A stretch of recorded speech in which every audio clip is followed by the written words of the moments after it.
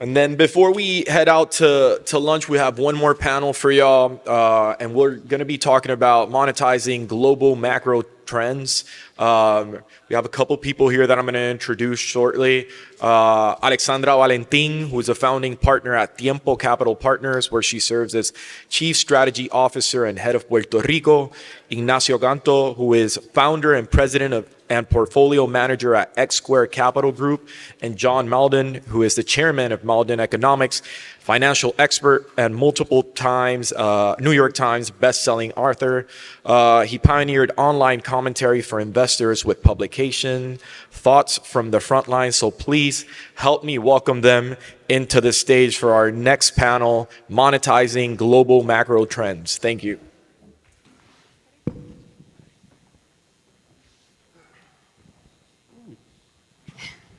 Very deep.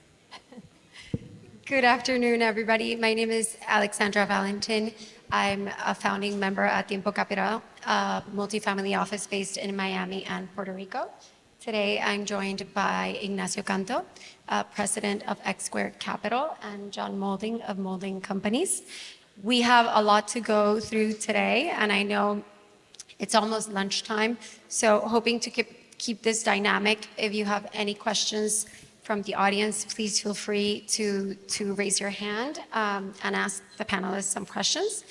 But before we dig in, I'd love for you guys to give a brief introduction as to what you do, your companies, and your background. So Ignacio or Nacho, go ahead. Well, thank you for having me. Thanks for the invite, Alexandra. My name is Ignacio Canto. They call me Nacho. I don't even respond to Ignacio, I was telling Alexandra. So I'm the president and founder of X-Capital. We are a local shop that help bent in designing financial solutions to complex problems. And so we launched an ETF in the island last year to basically reflect the post-restructuring credit curve of Puerto Rico. And we have launched several products. Prior to that, I spent 2 years as the treasurer for the Government Development Bank, and prior to that, I spent 5 years in Santander working from the asset management unit, also a little bit at the investment banking side as well. Well, thanks for inviting me. Carlos Garcia got me into this.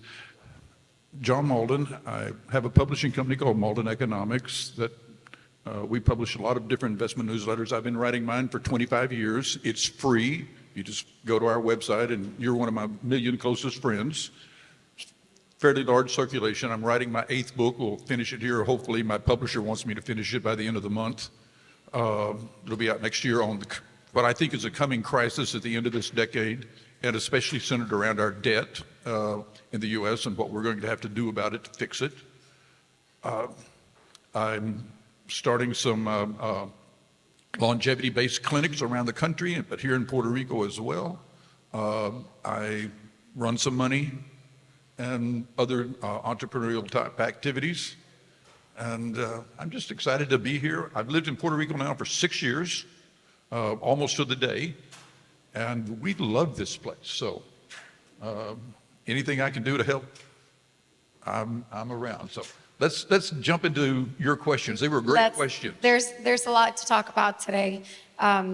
There's inflation, elections, climate change, supply chain, ballooning deficit, geopolitical tensions, wars, historical market valuations. But let's tackle the first one. The Fed just cut 50 basis points. Do you believe the Fed has declared victory over inflation, or is it a premature? The Fed doesn't know. And that's why you get this indecision. I mean, they cut 50 basis points because that's what they told the market they would do. Mm-hmm. They're going to cut twice more this year, but then they're going to have to look at the data. The economy is actually functioning stronger than almost anybody believed a year or 2 years ago. There's always going to be another recession. That's just the rule. You eventually have a recession for some reason or another. But it may not be for a while. And so you can't plan on it. I'm actually a long-term optimist. Short-term, we're going to have a problem or two, but I'm a believer in humanity. I want to be long humanity, but short government. I'm not a, governments get in the way of human progress in a lot of cases. So I think the Fed is going to have to really look at data. I mean, they say they're focused on employment, and they are. But historically, even though employment's moved up from 3.7 to like 4.2 or whatever it is now, It's 4.3. is historically unemployment's very low. If you look back over the last 60 years, and it's almost magically low because we've had anywhere from 5 to 7 million, 8 million, depending on which politician you listen to, new immigrants that were, let's just say they were unexpected and not authorized, have shown up. They're working, they're doing something. And even with all of that, unemployment's staying low. That's pretty amazing. I think the Fed doesn't have inflation under control yet. We had a supply side problem because of the pandemic, and now we've got a problem just because we're growing and interest rates are high. They could afford to bring them down another point or so, 1.5, but they've got to be careful of letting inflation get away. So I think the market expecting another 2.5 or 3% rate drop over the next year and a half is a little optimistic. I don't know that they're going to be able to do that. Nacho? Yeah, if I may add, I mean, we look at this from the standpoint of what does the economy need, and we think the Fed's just going to oblige because they will be forced to. So if you're running a 7% fiscal deficit, there's the amount of government paper you need to push down the banks and the investors is so large that at some point, I mean, and we've seen it already, we've seen bouts and fits of that, you need to monetize the debt. So, and then the other thing is that you've got some segments of the economy that are having a seizure, right? Commercial real estate, residential real estate in many areas. So high capex environments are in demand of lower rates. And then, so you have the Fed saying, okay, well, the CPI is 2.5, we're at 5.5, so we're 300 basis points too tight. But the neutral rate has gone up quite dramatically because before that we were not running 7%, 6% fiscal deficits. So they will play with that and they will convince the people that they have enough margin to lower rates in order to safeguard and float all these boats that are sinking. There's many areas of strength, no doubt about that, but there's many areas of the economy that are hurting because of higher rates. And then at some point, we think in the next 2 or 3 quarters, they will begin monetizing the long end again. And we saw it once they brought down 50 bips. I don't know if you saw it, John, but the break-evens they made a U-turn. And I've never seen inflation break-evens respond like that in my life. And we went back to 1970s, and even in 1970s under Arthur Burns, they reacted like that. So I think the market knows. And the long end, you know, we were like at 3.5, now we're up at 4% again, and at some point they will monetize it. And you see gold indicating that that's going to happen, and you're starting to see some commodities, silver, some precious metals that sometimes, or most of the times, front run these sets of environment. You're starting to see them indicate that. So that's what we think is going to happen. So going back to your point about a possible recession and how cycles behave, the yield curve ended up uninverting after almost 18 months. Do you think that's a sign of an impending recession? What are your thoughts around that? You're asking if I think we're heading into a recession? Yes. No. The data should suggest that, but The data's not showing us that. Could we have a recession? Mm-hmm. Absolutely. Like I said, there's always one in the future. But that's not what the data's telling us today. Mm-hmm. In the first quarter, the GDP estimate was 1.6 annualized. Second quarter has just been revised to 3%. Mm-hmm. That's not a downtrend. That's an uptrend. Manufacturing is more or less even. It's a little bit soft, but Manufacturing in the U.S. is now less than 17% of the economy. It's just not that big a piece of the economy. And we're actually producing in America, in terms of manufacturing, more stuff than we have ever done in our history. We make a lot of stuff, materials, cars, food, whatever, but we're doing it with fewer people. And that's going to be the trend. We will still continue to produce more with less. We are more energy efficient. I mean, the U.S. is doing okay. Now, there's a lot of areas that we can improve in, a lot. And we're going to have to get our budget under control. And neither candidate or party seems to have an idea how to control a budget. We each can do that in our homes, but somehow or another politicians can't figure out how to do that in their in the government. The states have to balance their budget. The U.S. government hasn't. So that's going to be a problem. I agree with you, Nacho, that at some point when you start having to monetize that debt, it becomes inflationary, and the Fed really has a problem 2, 3, 4 years from now, because the bond market's going to want higher rates for the risk they're taking. But to your point again, in the government, we're running a 1.9 trillion deficit. How sustainable is that? Inflationary pressures, and now impending elections, is this all politically driven? What's going on there? Well, I think it has become structural because both parties have now a proclivity to spend exceedingly strong. So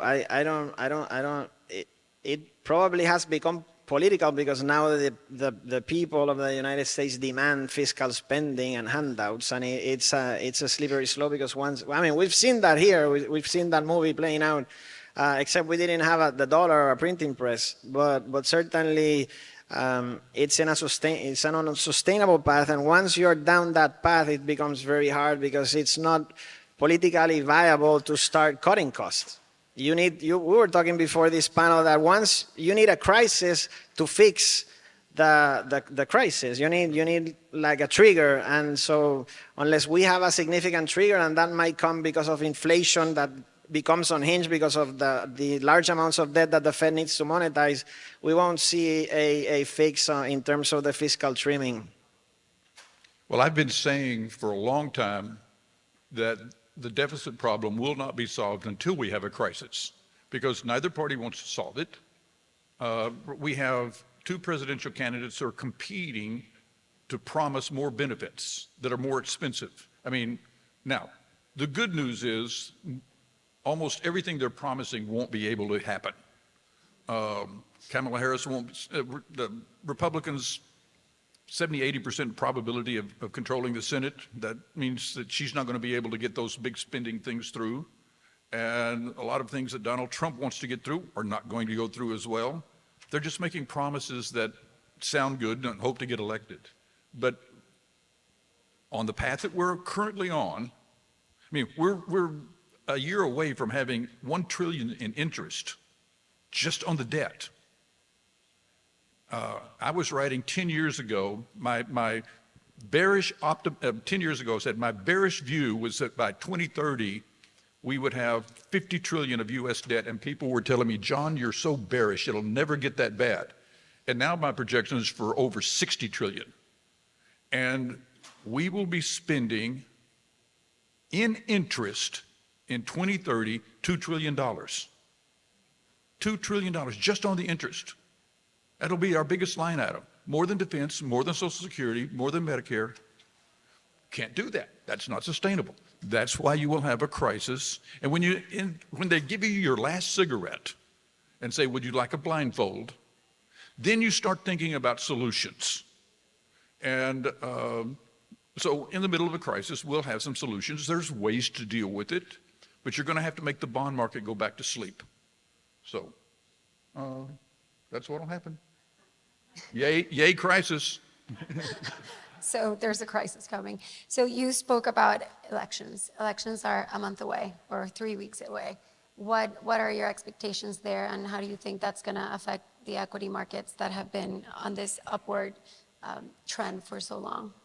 Well, I'm awful at predicting elections, but if I had to bet right now, I would go with the betting markets, and they have they've opened up a huge spread between Trump and Kamala. They are having Trump as the one with the momentum. So I would go with Trump right now, as the polls are looking at the momentum.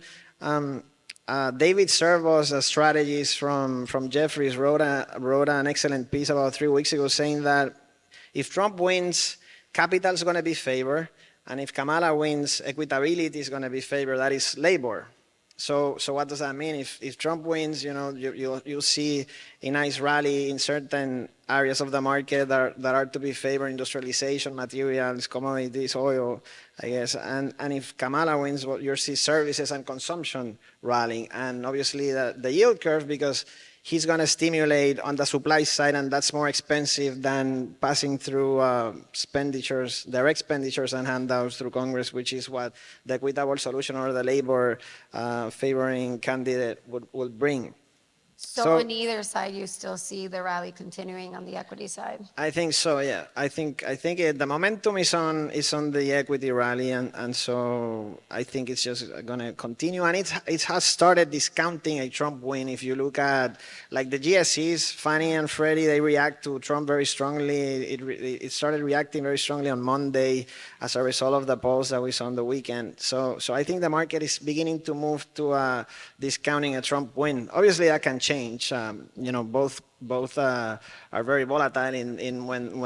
But going back to the valuation question, how sustainable is that from a valuation perspective? Price earnings are historical highs. I think if you look at valuations, they're not that crazy. They're very expensive in certain areas that. It's obviously that investors are over investing in technology and in the Magnificent Sevens. But if you go down and you broaden out your scope, there's a lot of value. There's a lot of areas of value in the market. And so what we think happens is the Fed keeps on easing monetary policy. So you will have a rally that broadens out and small caps get a trigger. And that's at least that's what we're betting on. We don't always come out right, but I think there's a good probability that we see the market broaden out finally. And so you might have a sell-off in this seventh place, but you will have an overall breadth improvement in the markets. John? Restate the question,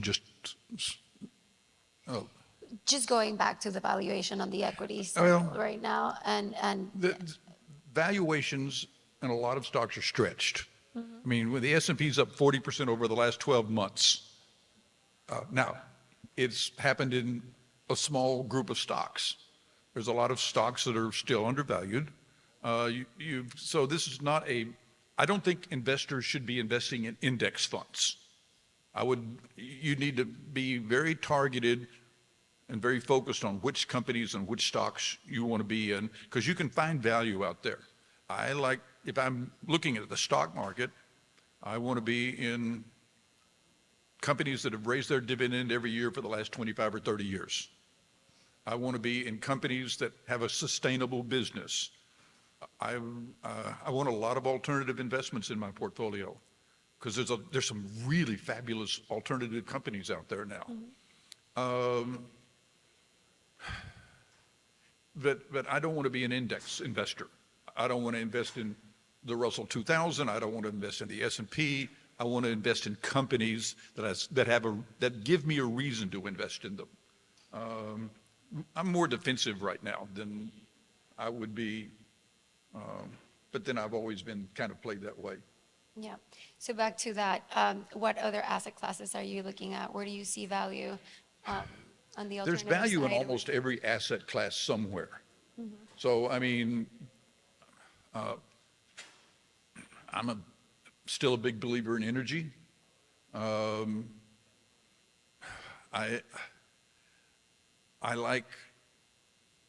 love technology, but I don't know that I'd want to invest at these valuations.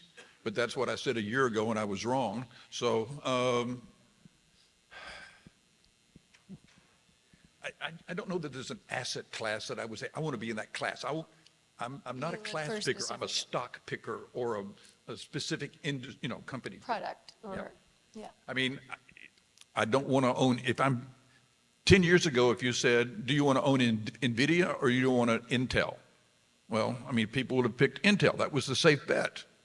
Well, that was the wrong bet. Intel's flat and NVIDIA's gone through the moon. So you really have to focus on companies. Yeah, I have to agree with John. Energy is a space that we see as completely undervalued. I mean, it's like 3 standard deviations below its normal valuation right now. And there's a huge energy pool because of NVIDIA and all these AI chips. They turn like 10 times what a normal search does in the terms of energy pool. And so we're seeing ridiculous figures that, I mean, I always compare that to what PREPA produces in Puerto Rico in terms of energy. It's like 2 data centers. For the entire island, if we switched everything off, would power only 2 data centers, more or less. So we love nuclear energy, we love uranium. We think all these materials are going to be in short supply. There hasn't been any capex investments over the last 20 years in uranium, in oil, in gas, in coal. We love coal companies. I mean, sorry to the guys that, I mean, you can have clean coal. But coal is a very disliked asset that they have had a phenomenal run. And if you look back at energy, every time energy has a rally, coal is the best performing item in the stack. So we like energy. We like also minerals. I mean, the gold miners haven't seen the rally relative to the underlying yet, and it's on a relative basis. So it's also like 3 standard deviations below where it should be trading at. So certainly you can find opportunities in this market just because the S&P has rallied so much. I mean, there's tons of opportunities, and there's always a rally somewhere. Data centers, like the REITs for data centers, those that have secured energy rights, there will have a huge upside also in the future, and I don't think that's priced remotely close to where we think things will stand. Yeah, but a much more tactical point of view rather than just strategic and leaving it all to the ETFs. But switching gears a little bit, Ignacio, you're very vocal on Puerto Rico's economy and its fiscal situation and policy. What again, elections are happening in a few weeks here. What do you think the new administration, or what initiatives or changes should the new administration implement to propel Puerto Rico's economy? Well, so first of all, we are under a control board, right? So none of these politicians will have any significant levers of power. They can just provide ideas to the oversight board, I guess, when fixing the budget, because none of them have turned the budget that has been passed. All the budgets have been declined by the oversight board, and then they come in with their own budget. I guess they take ideas from the governor or the incumbents, but at the end of the day, they have the final say. But we're parting from a position that we've never been before. The debt got. I was a bondholder, very actively trading during the restructuring of all the credits, and they overdid it by a mile, by a long mile. They overcut the debt. Now, we ended up with 35% debt to GDP. There's no state that exhibits those ratios, not even close. So we're out on a category of our own. If Puerto Rico had willingness to pay, we would be a AAA++ credit because of the ratios that we have. And so that means that we're operating a fiscal surplus that's significant. And if you look at the beginning, when this started developing 5-6 years prior to today, we were saying Puerto Rico is going to have a primary surplus, and people in New York and my investment colleagues would laugh at me. But now we have $10 billion in the bank. And so how did they come about $10 billion in the bank? It's because we have a surplus. Like 2 weeks ago only, the Hacienda was throwing a big party saying that they had collected $300 million more in a single month this new fiscal year. And that's no reason to celebrate. That means you're overtaxing the population, right? So we're parting from a luxury. We're in a position now to cut taxes quite dramatically. We have $1 billion surplus, and we have all these taxes and all these regulations that hinder and hamper the progress of the private sector.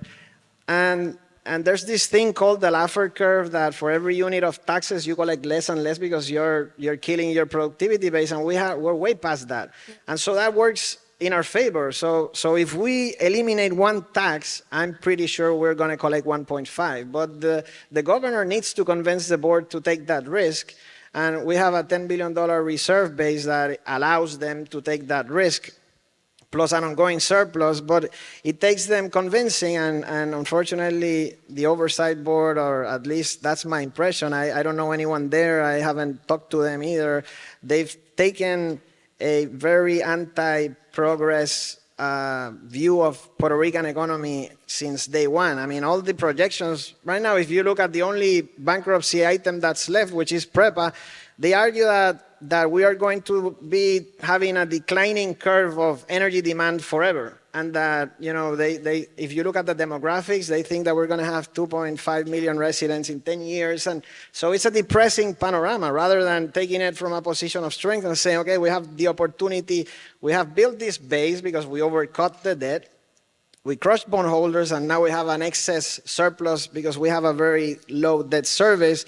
Let's just now stimulate the economy and do structural reforms so that we can then talk about increasing energy demand, increasing, population, because no economy in the world has proven to work with a diminishing demographic base. It's impossible because, a significant electric plant costs the same if you operate it at 100% capacity or 50. You need to change the oils every certain hours, and so if you have less people and less demand, you need to consistently and continuously charge more and more and more for those services. So we are at a point where it's imperative that we get lower taxes, we get lower regulation, we get labor reform, we need employment at will, we need to enhance the competitiveness of Puerto Rico. Otherwise, you can do band-aids here and there, Act 20, Act 22, but there's not going to be enough to trigger an economic virtuous cycle. Agree. John, as a newer resident of Puerto Rico, what are your perceptions of the island, and what initiatives can be taken to propel it forward? We're in love with Puerto Rico. You couldn't blow my wife out of Puerto Rico with dynamite. I mean, as much as I love Texas, and I do miss the food, we're here. This is home. Puerto Rico should be Singapore. It should be Cyprus. It should be Hong Kong before the communists take it over. There's there's so much here. And the problems that I see is just one of inertia. It's one of incentives. I mean, the government's passed all these wonderful incentive programs, Act 60 now. But it's difficult to do things. Let's just go through some of the presentations we've heard at this summit. First guy that comes on, you've got a rock star of a space technology guy. I mean, this guy's put rockets up all over the world for everybody. And when I asked him, how long would it take you to start launching rockets from the base? 2 years, but it will take us 3 to 5 years to get permission. It takes 2 years to put a rocket in space, but 3 to 5 years to get permission in Puerto Rico. There's something wrong with that picture. Somebody needs to take why not change the incentive structure? Start paying bureaucrats to sign permission rather than to halt things. I mean, the simple thing would be something that we all can relate to. How long does it take to get your driver's license? Well, if you paid a team that says, okay, for every driver's license you produce today, we're going to give you an extra 50 cents. They would go through driver's license like you can't believe, because it's going to, they're going to get an extra 25, 30, 40% on their pay. And the customers are happy. Well, what if you did that for residential real estate reports and space technology and biotechnology? I mean, the stuff that we're trying to do here, something should take 2 weeks, but it takes 5 or 6 months to get a permission. That's just get the incentives to where they should be. Puerto Rico needs infrastructure. I mean, the electricity here is just We're producing power with bunker C oil, the dirtiest oil energy producing in the world. It's a joke. You could, if you could give a 1-year approval process to put a nuclear plant in, most of you probably haven't studied it, but we now have 4th generation nuclear power in the world. It's the safest thing you could possibly imagine. And all of the artificial intelligence companies are now Microsoft's now actually going to 3 Mile Island and say, we want to open 3 Mile Island up because we need nuclear power to run our AI plants. If you went and said, we're going to 1-year approval process and you can build a mini nuke and power your AI plant, but half the power has to go to Puerto Rico at the same price you're buying it for, you would have 3 or 4 nuclear power plants within 5 years, giving us the cleanest power in the world, steady, uninterruptible.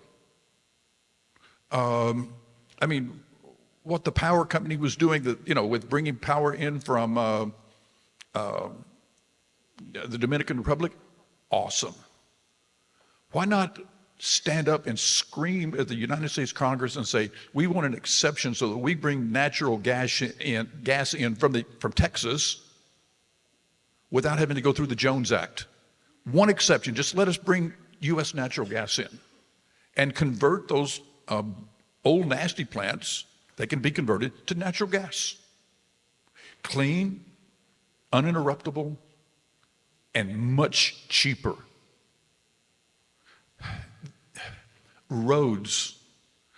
There's $4 billion been allocated. There's $4 billion already been allocated, already been funded to rebuild our water systems, and yet it's going through permits. Something's got to change. I mean, they've got rules. They're supposed to have expediting companies, groups to move these things faster. Well, then move it faster. And if they don't do it, get somebody new. I used to travel a lot in Africa. Loved a lot of the countries there.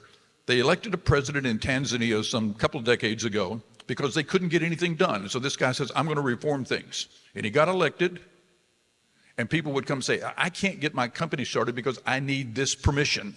Well, who's in it? It's in that bureaucrat's desk. He would go to that bureaucrat and he'd say, that piece of paper needs to be on this desk tomorrow or you're fired. And magically, the piece of paper moved.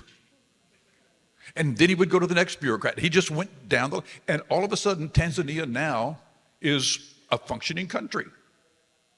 Because you've got to how many of us, when somebody says, well, the things are slowing or it takes time, we just kind of shrug our shoulders and say, well, it's Puerto Rico. That's just the way things are. That's not the way things should be. Mm-hmm. We need to stop shrugging our shoulders and start putting our shoulders to moving the process along further. I mean, the guy here this morning, that type of enthusiasm needs to be multiplied by 1,000 people. I mean, the head of DTEC, that's wonderful, but you've got to move, you've got to have 1,000 guys like that in the bureaucracy saying, not what can we stop, but how can we move it faster? The incentives are there. An incredible incentive to do research and development in biotech. Nobody knows about it, and it's not happening because you still got to get approval. Mm-hmm. Wow. You could transform this island in 10 years into a paradise of prosperity.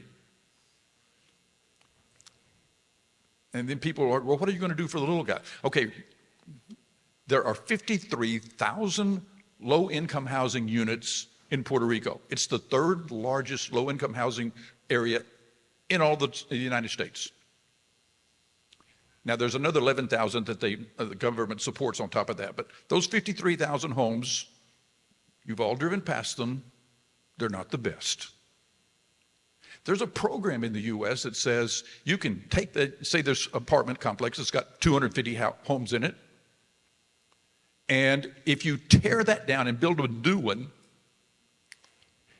an investor can make high single digits, low double digits, 8, 9, 12% on their money. They'll line up all day for it. But the permitting process, because they want an environmental study, and it takes years. The place is already there. It's running down. You could build a brand new one. The people will get a much, much better, much more energy efficient place. And it doesn't cost anybody anything. Investors will put the money up for it. The people who will come in, the price doesn't go up. The price will be exactly the same as it is now.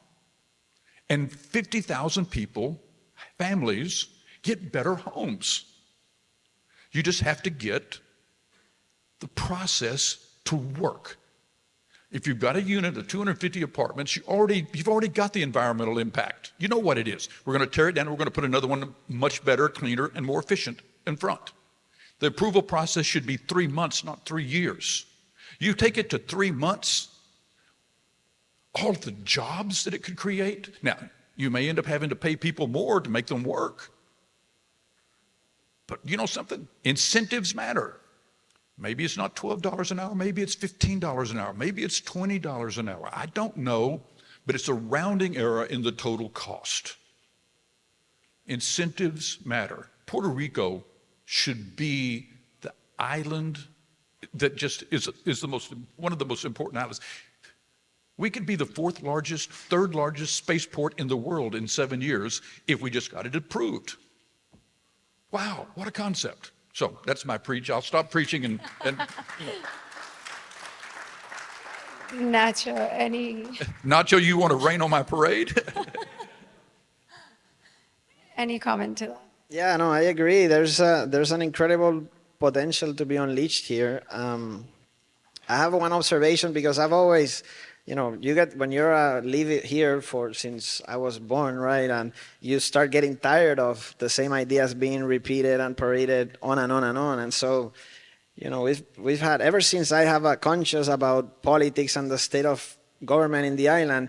Every single person in power have said we're going to do permit reform. It never gets done, and so I've asked myself why, and lately I've gotten the opportunity of understanding why. And I think it's by design for control, right? And it's designed for control by many levers that don't necessarily collude or collide or talk to each other, or it's not a cartel at least. But it's like that because you have bureaucrats that want to have control in the private sector that want to pull the levers so that maybe, you create a dependency on the private sector that many business owners here feel threatened by government, and so they won't be vocal against government. You can get in trouble. Like I tell whatever I want because I don't depend on government. I don't care. But many people are afraid of talking against government because maybe 40%, 50%, 80% of the revenues are tied to government. So they feel a threat and they are forced or nudged to finance political campaigns. You have that's one part of it. And another part of it is that you have these well-established businesses for generations that have ring-fenced sort of some parts of the economy, right? And so if someone comes in and threatens their space, they will lobby. In what shape or form, I don't know. I haven't seen it, but I've come to understand certain cases that people don't get permits because you've got a group of businesses well established for 30, 40 years, 50, maybe even 100 years that they will do whatever it takes to nudge the government not to supply that permit or provide that permit so that their competitive environment doesn't get threatened. Yeah, but that's crony capitalism, not real capitalism. Well, it is what it is, and so you have to understand why it's paraded and talked about it. Let's do permit reform for 50 years and nothing gets done. You have to find out the reason why, and maybe it's not true, but that's one of my working hypotheses is that, well, we don't get the permit because it threatens directly another business of the establishment. So So we have many businesses here protecting their farms, and they don't realize that by protecting their farms, the farm diminishes in size. Every single year, we lose 20,000, 50,000. I mean, we have lost almost 1 million people every year. So if you're selling beer and you don't want your competitor to grow his distillery, you're basically limiting the dynamism of the economy, and you're making sure that your population next year that you will be selling beers is going to be diminished by 20,000 people, right? So you're selling less volumes, but you feel good. Somebody needs to step in and say to Hacienda or whatever, whoever's in charge, no, you can't do that anymore. If they want to produce and they can compete, you've got to. Yeah, no, absolutely. But I'm just giving you an observation. If you want the country to progress, something's going to have to change. Absolutely. But we have to understand why things don't happen, because I've always I don't know if because my parents are immigrants, right? So I've always looked at the state of play of politics here, and it's kind of childish, because if you keep repeating the same thing and people keep on buying it and people keep on voting for it, and so it becomes in a way like childish at the end of the day. And so you start to think, well, why isn't this thing getting done? Why isn't that thing getting done? And I've come up with answers, and I know that from trading I'm pretty much half of the time wrong. But it's what I've come around, and so I think the private sector is to blame way more than the politicians. Before I would have anger, and I was very frustrated with the political class. But I finally realized, maybe 10 years ago or 12 years ago, that the people to blame are in the private sector, not the politicians. The private sector enables that animal, and they fund it. And it's very cheap to buy an election here, because it's only about 8 million or 10 or less than 10 million that is spent on the political cycle. So the private sector can pony that up and change the structure of government relatively easily, and the discussion and the policy. But it doesn't happen, and I figure it's because that's how they try to preserve their local farms. Call it chronic capitalism, call it fighting for your interest because the pie is being reduced. Maybe it's because the pie is being reduced, and then that enables the negative cycle. But that's what I've observed. Right. Do we want to take any questions, or we're going to have enough time because it just went to zero? So if anybody has, Alberto.